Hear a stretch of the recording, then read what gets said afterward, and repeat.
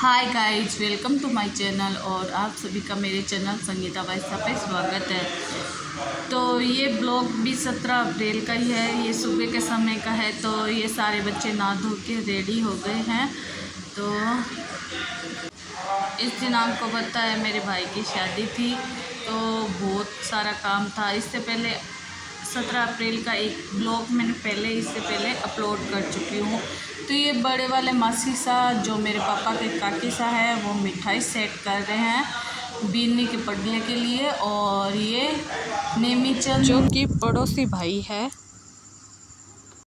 तो ये मेरी छोटी बहन प्रियंका बाईसा, और ये कन्नू बाईसा के थोड़े बाल वगैरह बिखर गए थे, बेल्ट वगैरह निकल गया था, तो इसको थोड़ा सही किया। तो ये दोनों देखो कितने क्यूट लग रहे हैं मासी भांजी। तो उस दिन बहुत ज़्यादा काम था। तो प्रियंका बाईसा ने संभाल लिया था, यानी सानू ने, मेरी छोटी बहन ने संभाल लिया था। हालांकि हमने भी किया था जितना हो पाया उतना। और फिर ये देखो बच्चे, और ये हरिओम को तो आप जानते ही हो, मैंने बुआ का बेटा है। ये मेरे बेटे ईशु को, और ये मेरी बहन छोटी वाली बहन राखी है ना, उसका बेटा है। तो ये छोटे वाले बुआ सा है। ये 10-11 बजे के आसपास का समय है। तो फिर मैंने ये बड़ी की सब्ज़ी बनाई, जो राजस्थान के रीति रिवाज में सबसे ख़ास ये एक रीति रिवाज की रस्म है। तो ये बढ़िया उस दिन बनाई थी जिस दिन शुरू में गीत बोलाए थे, तो वो वाली बढ़िया है।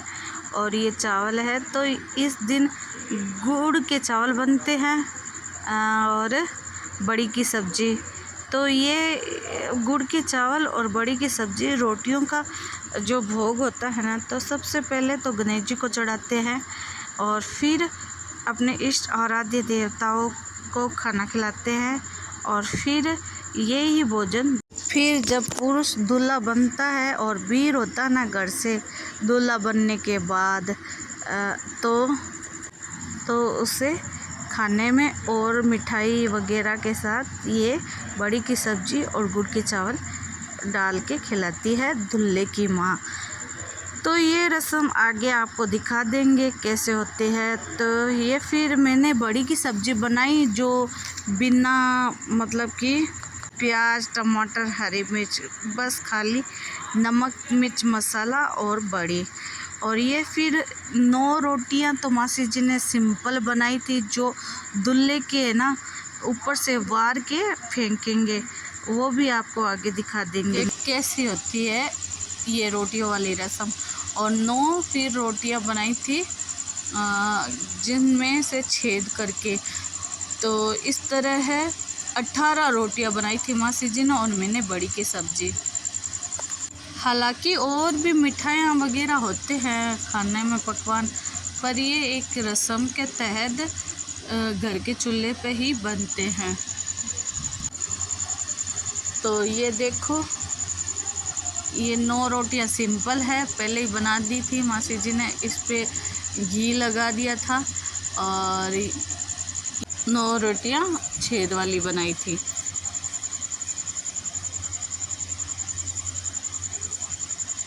तो ये देखो छेद वाली 9 रोटियां। तो ये इन छेद वाली रोटियों की तो तनी बांधेंगे, तो वो मैं आपको वीडियो में आगे बता दूंगी। जब दूल्हा बनते हैं ना, उससे थोड़ी देर पहले जो रस्म होती है ना तेल उतारने की, तो उससे पहले तनी बांधी जाती है, तो उसमें लगाई जाती है।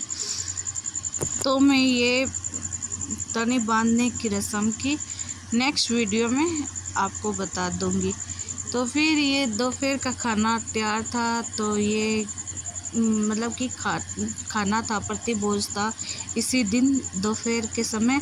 तो ये सबसे पहले भगवान जी को खाना खिलाया, अपने मतलब हमारे जो इष्ट देवता है ना, तो हमारे देवी पूजी जाती है करणी माता जी, तो उनको और पिताजी चाचा सा को और गणेश जी भगवान को खाना खिलाने के बाद ये फिर हमारे धर्मेला के ननियाल पक्ष वाले आ गए थे, और बाकी घर परिवार की महिलाएं भी इकट्ठी हो गई थी।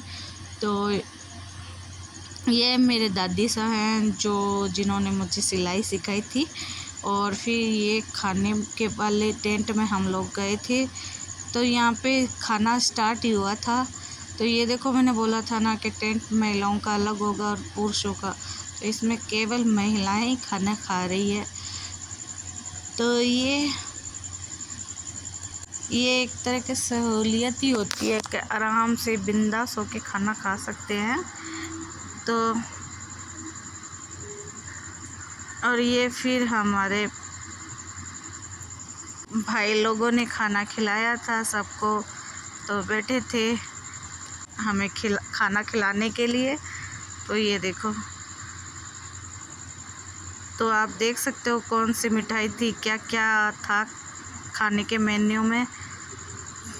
तो आप बताना कि आपको इस खाने में कौन सी चीज़ ज़्यादा अच्छी लगी और आपको कौन सी चीज़ ज़्यादा खाने में अच्छी लगती है। तो ये लाल देसी चटनी, केरी का कुट्टी का अचार जो हमारे सिर्फ सदाशहर में बनता है और आपके यहाँ पे बनता है तो कमेंट्स में ज़रूर बताना। और ये मिसी रोटियाँ, तो लाल चटनी और मिसी रोटियों के बिना तो राजस्थान में खाना अधूरा ही माना जाता है। लगभग शादी ब्याह में होती है ये लाल चटनी और मिसी रोटियाँ। तो ये भारत का राजस्थान का खान पान आपको कैसा लगा कमेंट्स में ज़रूर बताना। और ये फिर खाना खा के मैं घर के अंदर गई और इसके आगे का वीडियो नेक्स्ट ब्लॉग में। और धन्यवाद पूरा देखने के लिए।